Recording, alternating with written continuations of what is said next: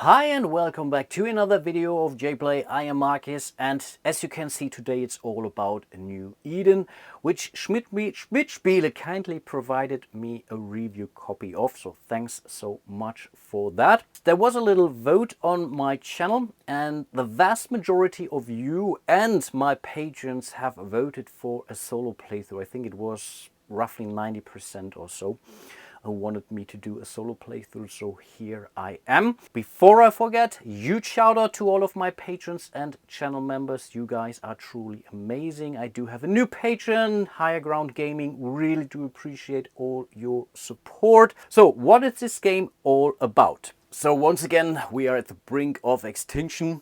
So we're at 2442. Water levels have risen relentlessly. The Earth's surface is now completely covered by the ocean. The mountainsides of the old are now the coast of today. So basically we are trying to build our submarine stations, our deep sea stations here, and in the end we are trying to collect as many victory points as possible, but basically building the most, I don't know, powerful, most reliable deep sea station. Which then ultimately gives a fighting chance to the rest of mankind. And again, we are doing this over a series of 3 rounds. In a solo mode, we are demonstrating a 2-player game to the most part, so there is no real bidding in a solo game, and also it's very limited in a 2-player game. So yes, I think this game shines a little bit better at 3 or 4 players, but also plays very nicely at 2 players. Even though it comes with some mild, very mild auctioning mechanic, I still think you can enjoy this with just 2 players.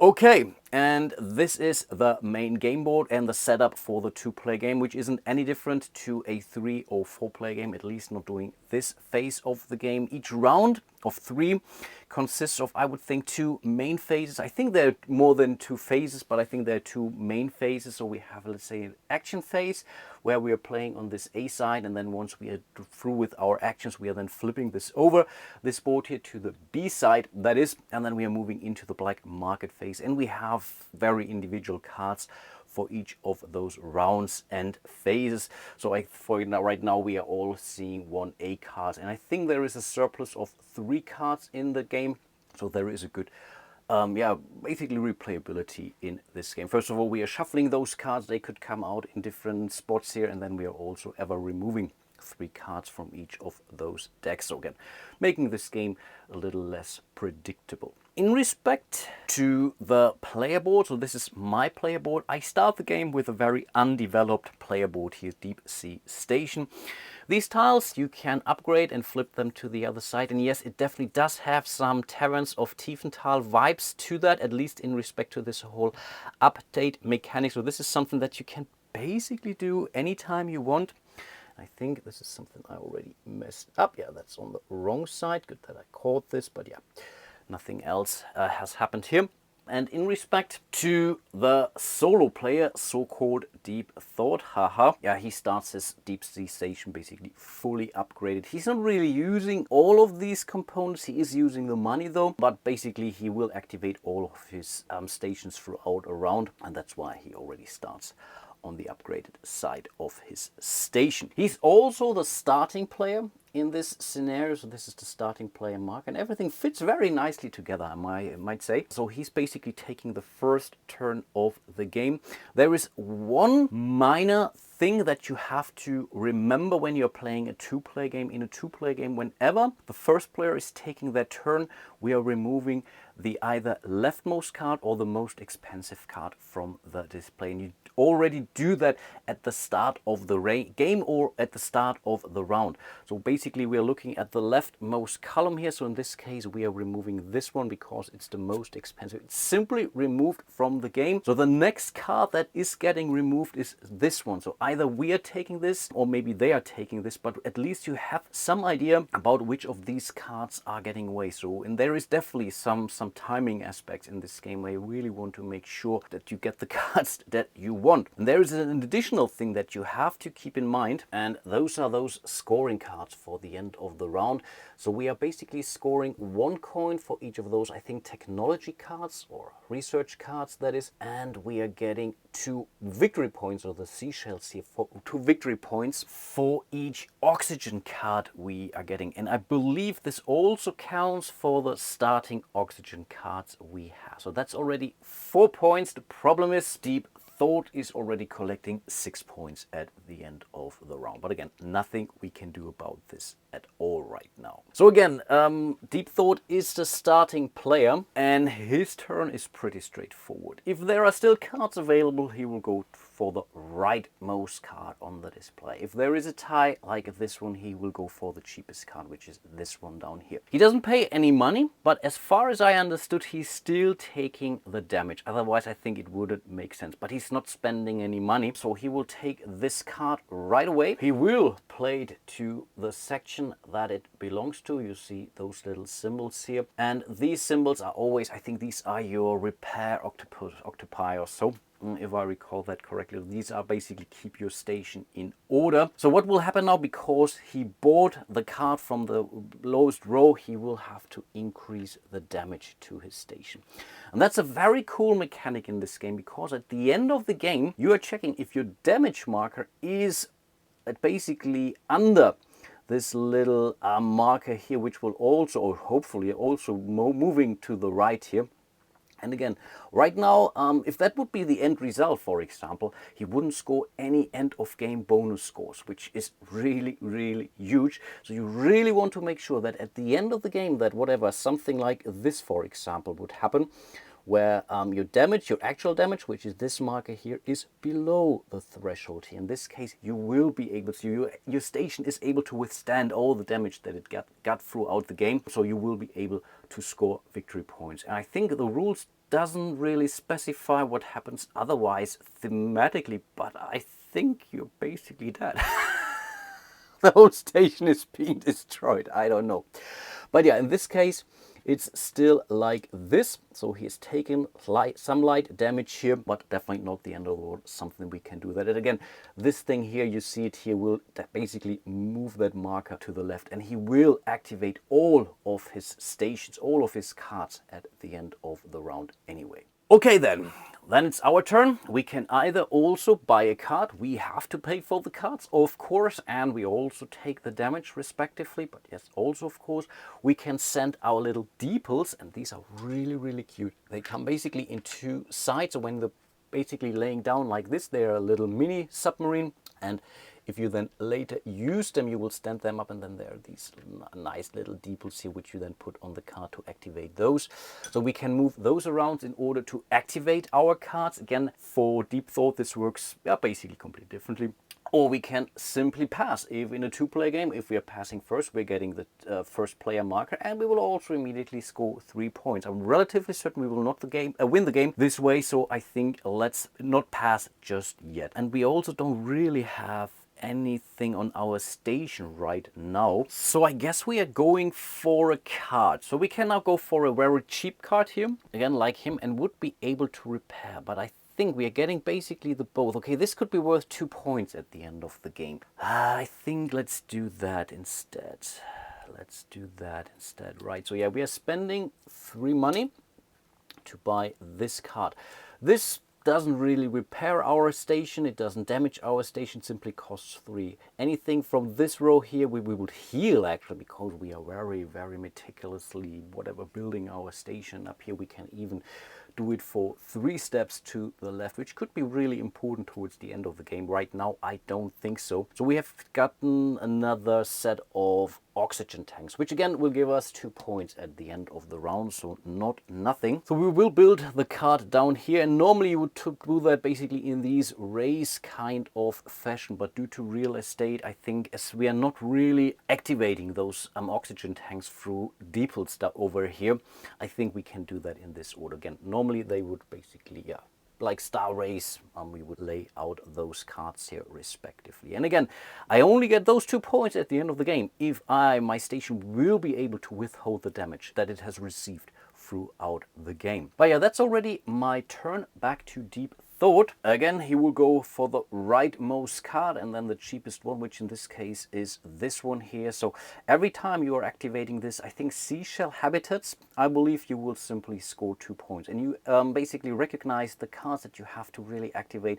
They all come with some of those spaces here where you then put on your deeples, which is really a very nice mechanic in this game. So yeah, let's grabbing this card. He's not suffering any damage from this row. And of course, one thing I did forget, of course, because he's the starting player, we have to remove the leftmost card, and again in a tie we are removing the topmost, the most expensive one. So this card is out here to pretty much simulating other players who are also taking cards and yeah, progressing the game. And again, that's the same for a normal 2-player game as well. So we have placed our Seashell Habitat here, so it's basically back to us. Now we have received another card, but again, there is nothing right now we can do in respect to activating our deeples here, because again, you would have to move them out here. And these oxygen tanks, they are slightly different. We can also freely upgrade our station. So by paying $6 here, for example, we would be able to flip it over. Then we would immediately, again, you see the little reward here, we get 3 more of those deeples into our station here for our disposal. This research station down here says for every card, for every research card that you're buying, you immediately score 3 points. The problem now is there are no research cards out here. I think the last one, I think this was the card here. Yeah, that was the only one. That's the one that we have removed. Yeah, exactly. So also not necessarily our best move to upgrade this at this point in time. So it seems no one will score any money for this card up here, which I think is okay. No, okay, maybe that's a little bit too premature. There are, of course, also cards in the black market deck, which we will see, yeah, rather sooner than later. But for now, we have to live with what we see here. So what are we going to buy? Again, there's no point in activating our deeples. I'm now thinking of either going for another oxygen tank, which would give me 2 more points at the end of this round, or I will go for something that is generating some money for me. And then I think I would go for this one here. But this comes with a price, these harvesters here, because at the end of the game, that's basically this symbol here, we will have to move our stability marker 1 step back. So this could really hurt me. So I have to find a way to move it cleverly around. This is really something that you do in theory at the end of the game, because right now it can't move, but it will still hit me at the end of the game, which is why this is an effect that is triggering. You can mark your board respectively throughout the game so that you know on where you are in respect to this marker here, but only at the end of the game you really see where it ends up. And I think, yeah, this is a point, but this gives me more money. And I think we need some money. So yeah, let's do that. So we are spending 1 more coin. We will have to suffer 1 damage because we have taken stuff. So it's pretty much a bush fix or so. So before we forget, we will suffer the damage and we will place our little marker here respectively. Okay, that's fine. So as of now, we can then really start moving our deeples towards this way, because now we have spaces which we can actually activate, which is of course huge, to gain ourselves 3 coins. There's always a chance to pretty much push our little deep sea station here for $5 more. So for every time we are placing a marker in here, we're getting 5 coins, hooray, but we will also suffer 1, 3 or 6 damage respectively. So the first time to do that, I think that's really not the end of the world. It really starts hurting when you go for the second or the third one. If you find something, a nice card that will really help you, maybe to drive it down, or a very, very crucial card, then yes, this is something that you can consider, but I think you are not doing this too often. Again, unless you have an engine that is really repairing your station respectively. Okay, that was our turn. Back to Deep Thought. He's the start player. So again, we are removing the leftmost card from the display. It's out of here, and then again he will go for the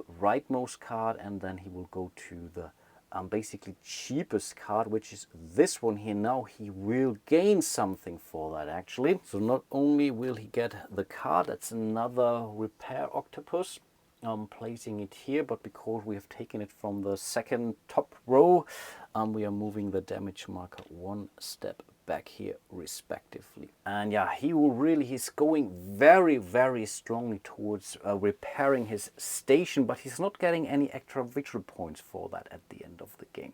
So maybe I'm relatively certain with these two cards here, he will be able to withstand the damage, because he gets 3 of those steps towards at the end of the game. So this marker will move 1, 2, 3 steps right off the bat for him, and he will activate all of those cards here. That will then also give him basically 5 steps and 8 steps to the left. So I think his station will most likely make it to the end of the game. Now it's back to me. I still have some money and I can still activate my station, and I might be able to get another card. So, oh, that's now really a tricky thing. I mean, this is another 2 points, 3 points. If I make it to the end of the game, it's another oxygen tank. Question is, should I go for it or not? Or should I go for no, that's not a repair one. That's another farmer, but that's only $3. And if I get this, I could activate it again. I think in order to secure our cash flow, I may want to consider that. This is really tasty, actually. That's guaranteed 2 points for this end of round scoring card here. And oh boy, or should I really go for more here? I mean, I could always damage my station, right? So that's also not the end of the world. Let's do that. So we are spending the 6 for this here. We are repairing our station. That's at least something. So we are moving our card down here. We are repairing because, again, we were okay. We're doing things very, very slowly. And again, with our next action, we might want to consider moving here, for example, gathering some more coins, which we will need for the black market phase. But again, we can always push our station. We can do that pretty much any time during our turn. Okay, then it's Deep Thought. Again, we are removing the leftmost card and the most expensive one. Then he's taking the rightmost card and then the cheapest one, right? I think this is this one here. Yeah. So we are moving it over here. It automatically comes with another Deeple, which we will place onto that. I think for him it doesn't really matter too much because he's not really using his Deeples nor his oxygen tanks to activate his cards. He will be able to activate them all. And now it's back to us. We could go through this card here, but we know that Deep Thought is not going to get it. That's a small relief, actually, because before it's his turn, we are removing this card. And then he will activate his station, and then he will pass. And if we are now, I think we could be starting player, and we could score the 3 points, at least I think. So no, let's not buy a card. We are taking the other action, which is to activate a Deeple. Right now we only have 1 Deeple here, but we only need 1. In order to move it, so this whole station here is considered to be 1 space. So in order to move this Deeple to this card, we will have to spend 1 step. Let's put it like this. So we can basically start from here. In order to generate 1 step, we will have to activate our oxygen tanks here. We have 2, we're really a lot of oxygen tanks. That's clear as that. We only need 1 step, we only need 1 Deeple here. So we are basically putting this to the other side, or we are flipping this like this. So this is generating the step. We're getting the step back at the end of the round, but again, we are still going through black market phase later on. So we're moving this Deeple in here. I will decide to stop, which means we will activate the card here. It can only be activated once during the round, and I think there are no cards, as far as I can tell, that will basically deactivate these cards, and then we will simply score 3 coins from this card. So we have collected some of those shells or whatever it is. So basically a gatherer. So we have some money left, which is nice. But that's already our action. We are moving back to Deep Thought. He's the starting player, so we'll remove the last card that is still available, which means now there are no more cards available. So he will go for the only option that's left to him, and that is to activate all of his cards. These cards here, and this is also a card, this upgrade here is basically some kind of an odd duck. You can still use it like a card, but this then also doesn't count for your first step, or this is already the first step for your deeple. But he's not spending any deeples, he's not spending off the oxygen. He will simply be allowed to activate all of the cards because his station is fully repaired by now. We can simply ignore those, but he has this seashell habitat here, which will simply score him his first 1-2 points. Hooray. Then it's back to us, and I think we are going to pass now. So we are grabbing the first player marker here. In a 2-player game, the first player to do so will also score, or automatically score, 3 points. We are in the lead, but I'm relatively certain that this will change relatively soon. But yeah, that's basically the end of the A phase. Now we are moving into the black market phase, which means we are flipping this board to the other side. So things are now slightly different. We are taking now the B card, so B1 card. We are still in round 1, that is. And again, there is still a huge pile of cards left in this deck again for each of those phases and for each of those rounds. I will give those a shuffle, and then I will hand out 3 cards to me. In a normal 2-player game, the other player would also get a card. Deep Thought doesn't get any cards. There is, let's say, a variant which you can use in order to increase the difficulty level, where you simply give him 1, 2, or 3 cards, and he will automatically build those. Not in this instance. Again, I have never played the solo mode before, so we will keep it at the normal level. So again, we will shuffle those cards and we'll hand out 3 to me, and then we will place 2 or 6 cards into the bottom rows here, basically simulating other players. Okay, here are the 6 cards that we currently don't know about. I have no clue what those are. And here we have the 3 cards that belong to me. I can now choose to directly basically buy them all. If I take them all, I have to spend 6 coins, which I currently don't have. Again, I can change that, but I will also take 6 damage, which is kind of huge.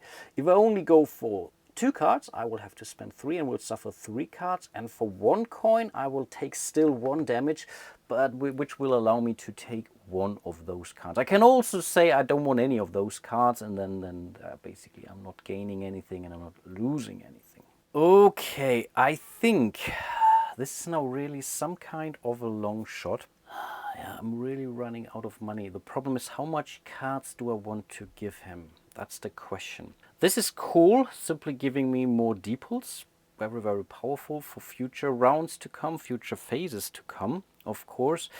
This repairs me, and again is also offsetting basically my gatherer, which is damaging my station. This is pretty much, yeah, balancing things out, evening things out. And down here, yeah, that's another gatherer, which of course I think I don't want at this point in time. Question really is, if I take this, I will not be able to do anything with that. But of course I could still, I've talked myself into this. I will only go for 1 card, which is this one here. So I have to spend 1 coin and I have to damage my station once, which I think is okay. So we have placed this one here. We automatically get 2 more of those deeples, which we can pretty much immediately use at the next phase of the game. What will happen now is we are placing the leftover cards into one of the remaining rows. The top row is never being used in the solo mode here, so that's why I've placed this auction marker in here, so we'll not be able to auction for this row. And now we are actually moving into the auction phase here, basically phase C of the game. So let's reveal the cards.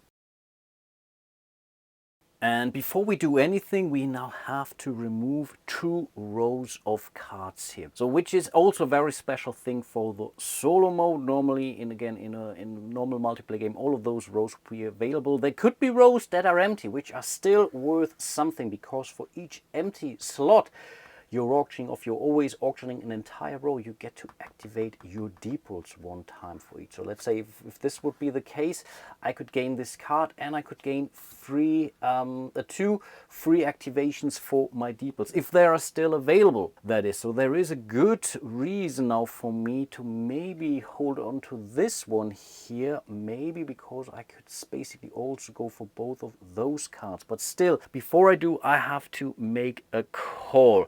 So there could be also reasons where I say, oh no, I want to go for this row here, for example. So I would remove those two. This gives me more deeples, more oxygen, which is 2 points. Wow, this is now really a very, very tempting thing. Or we could go for, oh wow, this is an amazing one. This repairs our engine 3 times at the end of the game. It gives me a coin. And this is a gather. Oh, that's also nice. And I think I will, yeah, I think I will remove these 2 rows here of cards. And I think we are also placing 1 card in here. So ultimately we are auctioning off 2 rows. 1 row with cards and 1 row with empty cards. That's pretty much simulating the row for Deep Thought. And we will always start with the, let's say, cards, a row that has at least 1 card in it. And we can't remove a row that doesn't have any cards in it, obviously. Deep Thought will always spit half of his wealth. Right now, that's a 5. So in order to win the, let's say, first row, we would have to spend 6. Right now, we are down to 2, but we can basically place this event marker here, which will immediately grant us 5 coins. We will take 1 more damage for that, but I think that's still worth it. So we are spending or bidding the 6 in order to win the row down here. So we will take all of those tasty, tasty cards here. We'll have to place an auction marker next to it. And then we are placing our cards here respectively. So here we have some more thing. If I would have upgraded this one, I would have gained 3 more points. We got another of those oxygen tanks here, so yeah, that's really huge. I really have a lot of those, quite honestly. Because the row was entirely filled, I don't get any free activations, but for 1 piece of damage I could always go for basically not a completely free, but I would still gain 1 action here, and that's now really a tempting thing to do, and I think let's do that. So again, we are taking 1 point of damage. We will activate 1 of our deeples. I want to activate this one here for some more money. In order to do so, I now need 2 steps. But again, I have more than enough oxygen here. So this is activating basically 1 deeple for 2. So I can move this deeple 1, 2 spaces out here. And here I will collect 4 more coins for that. I think that was still worth it. Nice. Then we are auctioning off the empty row here, which would simply give us 3 activations. I think, at least I think, we are doing this as well for, so he's spending the 5, but he's never going to activate any of his cards, because again, he has the ability to activate all of his cards basically for free at the end of phase A. We could still go for it if we would have to want to spend 6 more, we could still, but we only have 1 more deeper left, so I think that would be definitely a waste. He's still at 5 coins, so that's not nothing, of course, and he's not spending anything for cards, but that was basically the last auction for the round. But yeah, that's basically the end of phase C, and also I think this is now basically also D here. So we are removing those markers here, we are moving back to the other side, and then we will start the next round by placing cards from A to deck here respectively, and then we will do all things over again. I think there is still, no, there is still, of course, end of game scoring. That was the symbol, of course, not end of game, end of round scoring. Basically this symbol here, which is this one here. Now I do have one of those research cards, so I will get 1 coin for that. Oh, that's not too bad. And I will score 2 points for each of my oxygen tanks. Insane. 1, 2, 3, 4, 5. So that's 10 points here. Hooray. Moving us to 13. Deep Thought only has 3 cards, so that's 6 points. Moving them up to 8. Yeah, that's that. And now we can basically flip it back over to side A. I will bring out the new cards. So here we are. So things are definitely getting more interesting. So in order to activate this station here, we will have to bring out 3 deeples in order to fully activate it. This is something which you can, a technology which allows you to immediately damage other players' station. Very, very mean. And we have them out all. But yeah, again, there are only some leftover cards actually. You will most likely see most of the cards that are part of this game. In respect to end of round scoring, we have those two. So for each of your boatyard tile, I believe, you get 2 points, and for each of your gathering station you get 2 points. So for us, that's not too bad actually, so we can definitely score some points. And of course, one thing I forgot was to reset my station. So the damage marker goes back, so I can use it during this round again, starting from scratch. All of my oxygen cards are basically reset, and all of my deeples are sent back to their station. So I can now start to activate those. So we really have some income generating cards here, which is pretty huge actually. No, I definitely do like that. And again, we will start the next round of the game.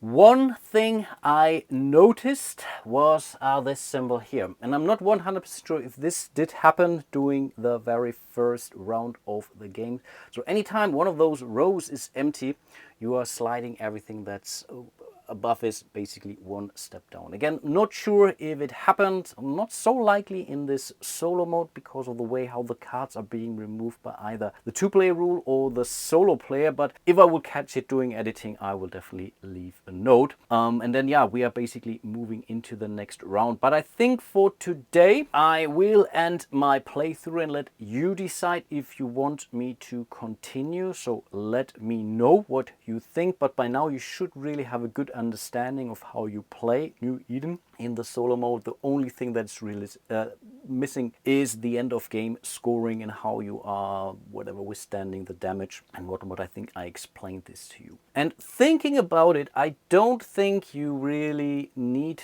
to withstand the damage. You can still win the game. So thematically I was not 100% correct actually that your whole station is being destroyed, or that it doesn't mean that, because you can still win this game if you're really heavily going for in-game scoring, in-game points. I don't really think that you need to be worried about the end game scoring at all. Of course, there could be some very nice effects, very nice points coming in, but not necessarily. So definitely something to keep in mind. So again, let me know if I should continue or not. I guess I should be able to finish my playthrough in the next video. I will definitely increase the pace as of here. It's a very simple game, but still a very thinky game. I definitely do enjoy this game. It's also not very long. I think 3 players, it's maybe 60, 70 minutes. Depends a little bit on how prone you are in respect to AP. Yes, there is this auction mechanic which tend to take its time, but definitely not whatever full evening kind of game. And yeah, with that being said, hope to see you soon in one of my other videos, and yeah, until then, bye bye.